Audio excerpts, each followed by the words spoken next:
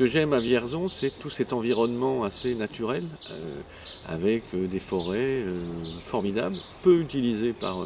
les Vierzonais, avec le Cher, avec beaucoup de choses tout autour de Vierzon. Moi, je trouve que ce que les gens apprécient quand ils viennent en stage chez nous, c'est justement cet univers presque rural, à proximité, à 2 heures de Paris et à 3h30 de Lyon. Et donc je pense que c'est vraiment un des atouts de Vierzon, c'est d'oser revendiquer le fait qu'on est un territoire plutôt rural, et que c'est ça qu'on a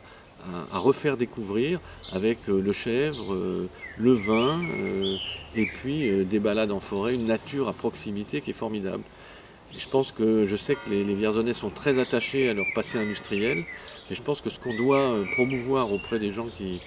viennent comme des touristes, c'est vraiment cette ruralité moderne, ouverte, avec plein d'activités, avec beaucoup de choses qui se passent dans tous les villages autour de Vierzon. Et c'est ça qu'il faut que Vierzon arrive à fédérer et à entraîner.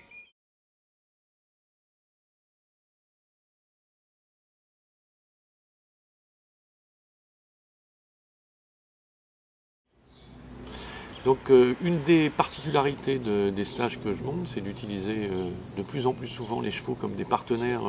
des formations et des séances de coaching. Parce que plus je travaille avec des chevaux, plus je ressens qu'ils ont une intelligence extraordinaire pour nous faire évoluer, pour repérer l'endroit où on a quelque chose à travailler.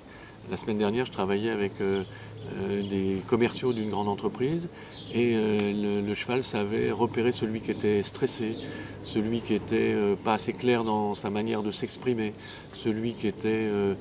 confus ou celui qui, à l'inverse, était extrêmement à l'aise avec le monde animal et le monde du vivant. Et donc les chevaux, c'est un vrai miroir qui nous est utile parce qu'il nous renvoie des choses sur nous-mêmes sans nous juger, mais il nous permet ainsi d'évoluer. Donc c'est pour ça que j'utilise les chevaux, qui sont des magnifiques compagnons de l'homme depuis 50 000 ans, qui sont en train de trouver une nouvelle fonction, pas de thérapeute, mais presque.